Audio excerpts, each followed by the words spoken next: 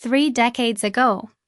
Policymakers in Washington believed they could bring China into the Western orbit through the internet, free trade, and promises of economic integration.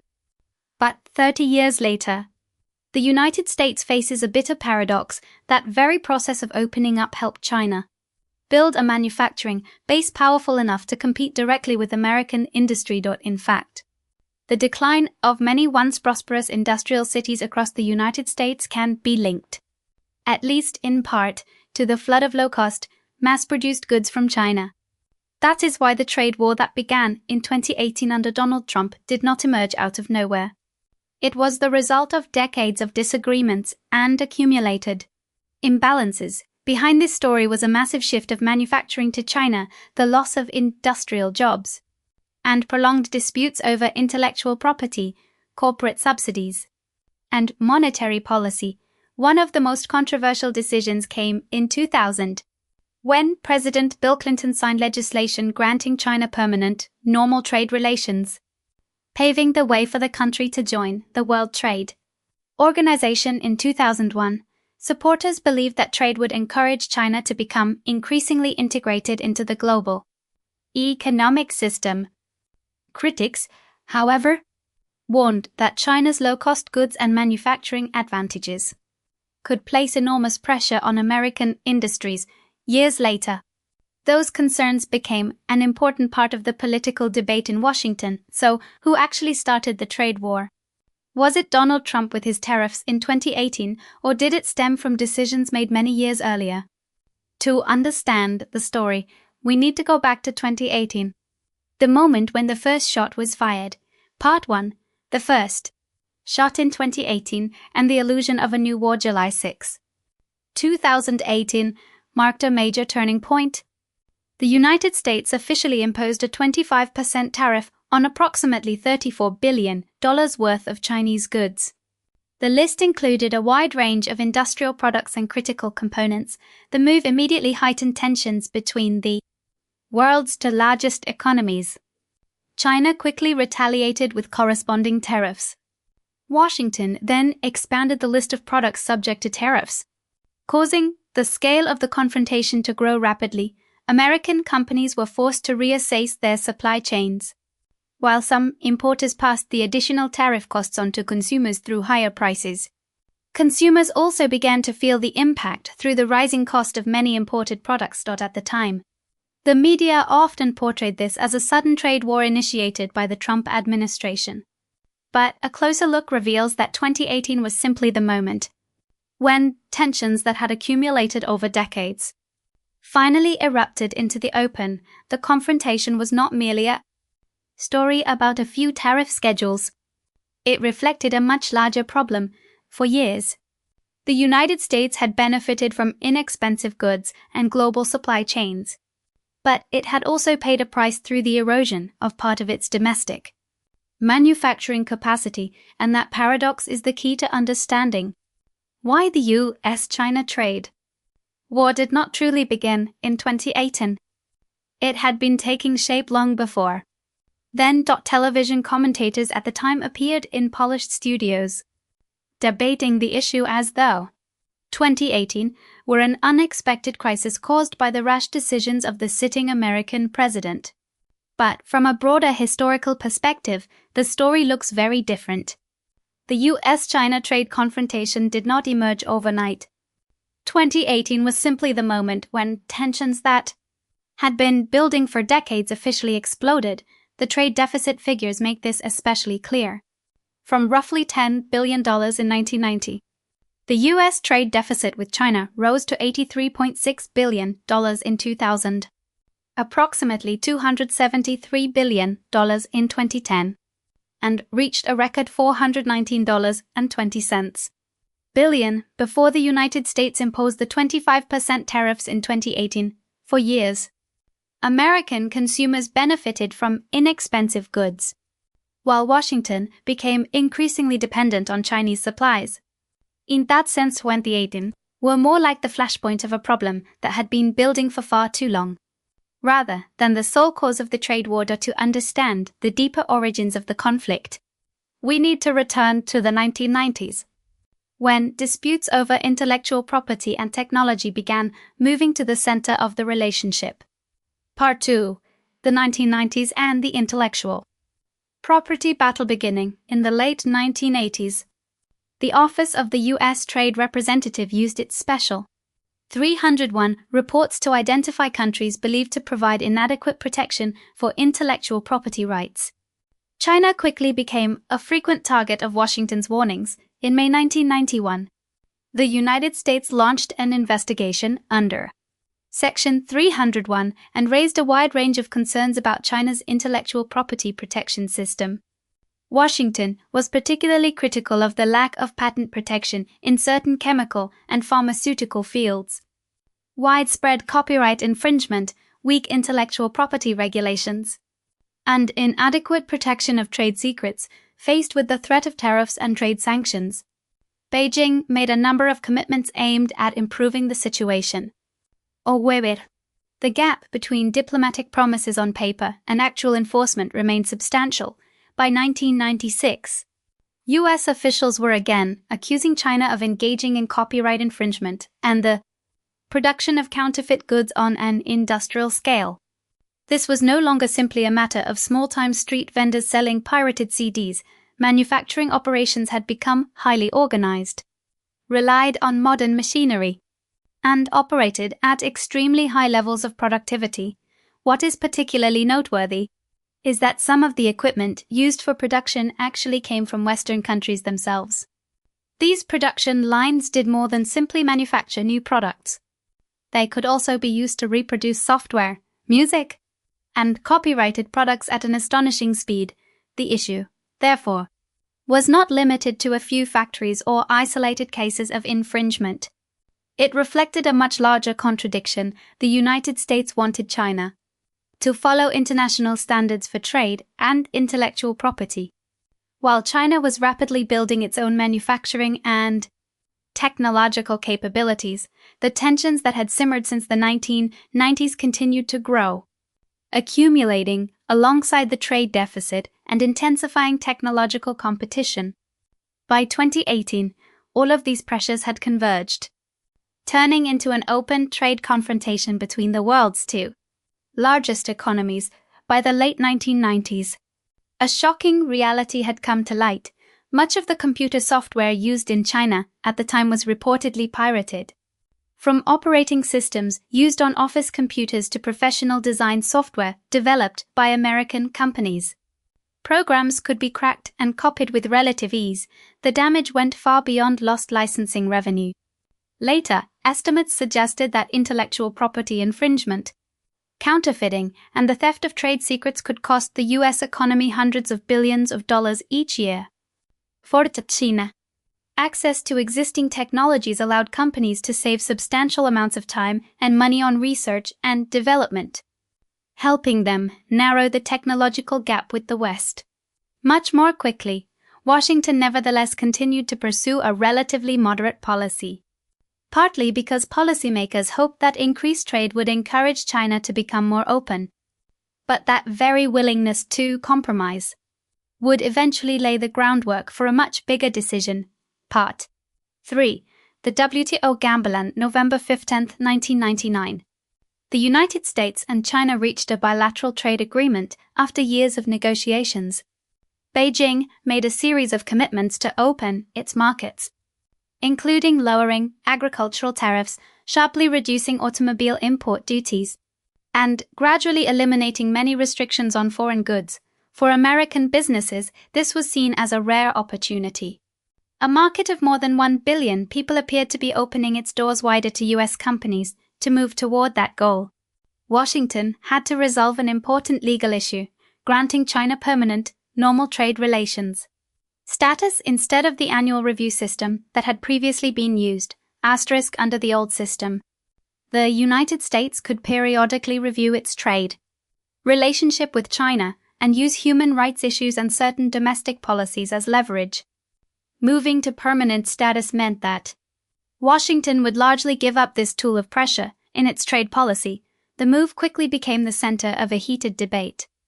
Just a few years earlier, Bill Clinton had pledged to use trade as a means of encouraging China to improve its human rights record. But after entering the White House, his administration increasingly separated human rights concerns from trade relations. The reason for this shift was not difficult to understand. The economic interests at stake were enormous. American corporations saw an opportunity to gain access to a vast market, while lobbying efforts in Washington grew increasingly powerful. And this was the moment when the United States placed a historic bet that bringing China more deeply into the global trading system would eventually turn Beijing into a more transparent and responsible economic partner. The Business Roundtable, which represented major corporations such as Boeing, General Motors, and Citigroup, reportedly spent about $9.2 million on lobbying efforts aimed at influencing lawmakers. In addition, multinational corporations contributed roughly $58 million to political activities and election campaigns for both major parties. More than 40 governors of U.S. states and territories also sent letters to Congress urging Washington to support expanded trade relations with China. Under pressure from the business community and driven by the potential economic benefits, many American politicians believed they were making a strategic decision in the national interest. In hindsight, however, that decision became increasingly controversial as millions of manufacturing jobs disappeared from the United States and production shifted to China. Part 4. The Clinton Doctrine and Faith in Free Trade. On May 8, 2000, President Bill Clinton publicly defended the trade agreement with China with an extremely confident argument. He suggested that it was, in many ways, a deal in which American workers stood to benefit. According to Clinton, the United States already had a relatively open market, meaning Washington did not need to make many further concessions on tariffs. The difficult part, he argued, was on China's side. Beijing would have to lower trade barriers and make it easier for American goods to enter its enormous domestic market. One of Clinton's most prominent arguments was that the United States could sell goods to the rest of the world without having to sacrifice jobs at home. Yet, the developments of the following decades would cause that claim to be viewed in a completely different light. Clinton was also betting on a much broader theory that trade and economic freedom would gradually encourage political change in China. As the private sector expanded and the role of state-owned enterprises declined, people were expected to develop greater demands for individual freedoms and democratic values. The Internet was also viewed as a promising piece of evidence. Clinton emphasized that the number of Internet users in China had risen rapidly from roughly 2 million to 9 million. He compared Beijing's efforts to control cyberspace to trying to nail something soft to a wall, implying that the flow of information would ultimately overcome even the most extensive censorship measures, but history would later show that this assumption was overly optimistic. The Internet did not automatically lead China toward a Western-style political system. While the process of trade integration created far-reaching economic consequences that Washington could hardly have anticipated at the time, today, when we look at China's digital Great Wall and the Great Firewall that controls its Internet, one question naturally arises. Do those who once believed the Internet would automatically bring democracy to China feel that they misjudged the situation? The reality suggests otherwise.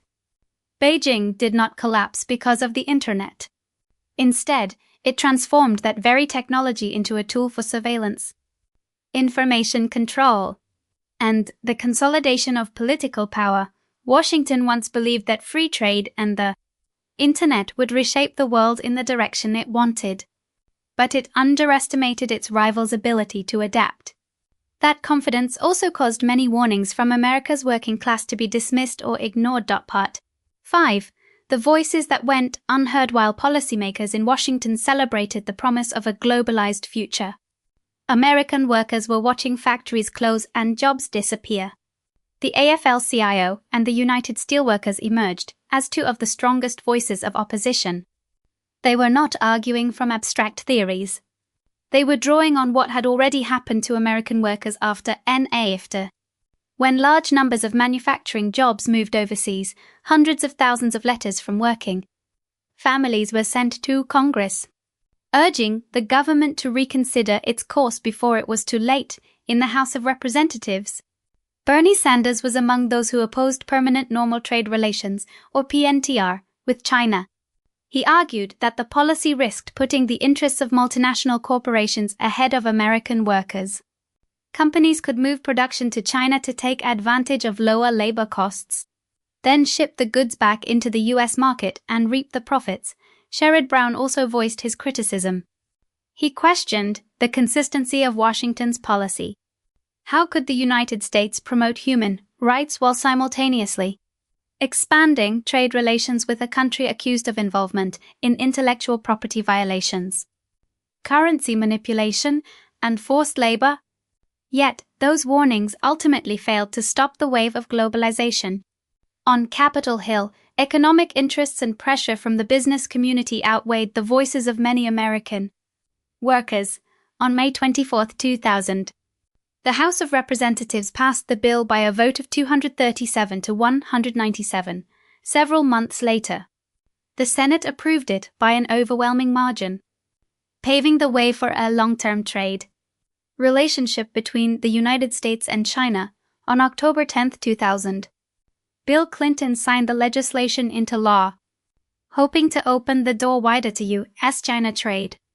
But instead of ushering in the era of exports that many had predicted, the policy later came to be regarded as one of the factors contributing to the China shock, a massive economic shock that hit American industrial regions particularly hard. Part 6. The China shock and the shocking numbers after trade relations were expanded. Inexpensive Chinese goods quickly flooded the U.S. market. What surprised many economists was how much more rapidly and dramatically the changes unfolded than earlier forecasts had suggested. The U.S. trade deficit with China increased by roughly 401%, while employment in American manufacturing fell sharply. Many companies moved their factories to China to take advantage of lower costs, leaving large numbers of workers in industrial communities without jobs. From 2001 to 2018, studies estimated that trade with China was associated with the loss or displacement of approximately 3.7 million U.S. jobs, with manufacturing bearing much of the impact. Occupations that had once provided stable incomes for millions of families, including machinists, welders, and machine operators, gradually declined. Looking specifically at the period from 2000 to 2011, the decline in manufacturing employment amounted to more than 1,000 jobs disappearing every day. Tens of thousands of manufacturing facilities also closed, leaving once bustling industrial areas in decline. Behind those numbers was more than a change in economic statistics. It represented the weakening of entire local economic ecosystems. Incomes fell. Small businesses lost customers, residents moved away, and many industrial towns gradually became increasingly deserted. And to understand how deeply this shock affected the lives of ordinary Americans, we need only look at the story of one industrial town in Ohio, Newton, a scar of globalization and the disappearance of American manufacturing too. Understand how drive Luke R. Newton. Ohio, a town once regarded as one of America's major centers for washing machine manufacturing during its golden era. The Maytag plant was the backbone of the local economy, providing thousands of jobs, middle-class living standards, health insurance, and reliable pensions. The factory had become almost inseparable from Newton's identity, but globalization changed everything. Under pressure from cheaper imports, Maytag weakened, and in 2006 it was acquired by Whirlpool for approximately $1.37 billion. Less than 2 years later, the roughly 1.9 million square foot factory complex was shut down, and production lines were moved to Mexico. About 1,800 jobs disappeared as a result of a single corporate decision, when the sound of machinery stopped. Newton lost much of its economic lifeblood. Tax revenues fell sharply, homes were left vacant, unemployment rose, and social problems became increasingly severe. A once thriving industrial center gradually slipped into decline. A similar story unfolded in the wood furniture industry across the American South. As trade with Asia expanded, inexpensive furniture flooded the U.S. market. North Carolina, traditionally a major furniture-producing region, lost more than half of its industry jobs in roughly a decade. One notable exception was John Bassett III of Von Bassett Furniture in Galax, Virginia. Rather than give up, he pursued legal action against dumping practices and lobbied for protective tariffs to defend the domestic industry. His efforts helped the company preserve around 700 local jobs, but this was a rare exception. For most workers, the advice that they could simply leave their hometown, learn to code, and because knowledge was from reality. Someone who had spent decades working in a factory could not easily transition into a technology career. After just a few months of training, many ultimately remained in declining communities, watching jobs disappear and economic opportunities become increasingly scarce, while the United States paid the price through the weakening of its domestic manufacturing base. China took advantage of the opportunity to build its industrial capabilities and prepare for the Made in China 2025 strategy, a bold ambition to move into higher value manufacturing and advanced technology industries. Part 8. Made in China 2025. The cost of complacency. While the United States remained convinced that free markets could solve virtually every problem, China was quietly preparing for a major transformation. Beijing did not want China to remain the world's low-cost factory forever. In May 2015, Premier Li Keqiang announced Made in China 2025, a decade-long initiative designed to transform China from a low-cost, labor-intensive manufacturing economy into a technologically advanced power capable of greater self-reliance. At the heart of the plan were 10 strategic industries, including artificial intelligence, semiconductors, robotics, aerospace, new energy vehicles, and other critical technology sectors. Beijing set ambitious targets for increasing domestic production of key components and materials while using state resources to support Chinese companies, unlike a model in which markets are left to operate largely on their own. China mobilized enormous amounts of state capital to support strategic industries, alongside investments in research and development. The country also expanded overseas acquisitions of technology companies and was accused of using cyber espionage to gain access to Western trade secrets, technologies, and engineering designs. By 2018, Washington finally responded forcefully. The Section 301 investigation showed that concerns over China's industrial policies, technology transfer practices, and competitive pressure were no longer distant warnings. They had become a direct challenge to America's technological and industrial position. That is why the 25% tariffs imposed by Washington beginning in July 2018 were more than a temporary policy decision. They were intended to pressure industries that Beijing viewed as the foundation of China's national technological ambitions. More broadly, the US-China trade war was the result of pressures that had accumulated over many years. For decades, the United States had shifted a significant portion of its manufacturing capacity overseas, while China used the flow of capital, technology, and global supply chains to upgrade its economy. By the time Washington recognized the scale of the transformation, the balance had already changed dramatically. The era of a unipolar global economy was beginning to fade, while the world was entering a period of increasingly intense multipolar competition. The biggest lesson is this: a short-term economic benefit can create strategic consequences that last for decades. If you enjoyed this video, please hit the like button, subscribe to the channel, and share your thoughts in the comments below. Thank you for watching, and I'll see you in the next video.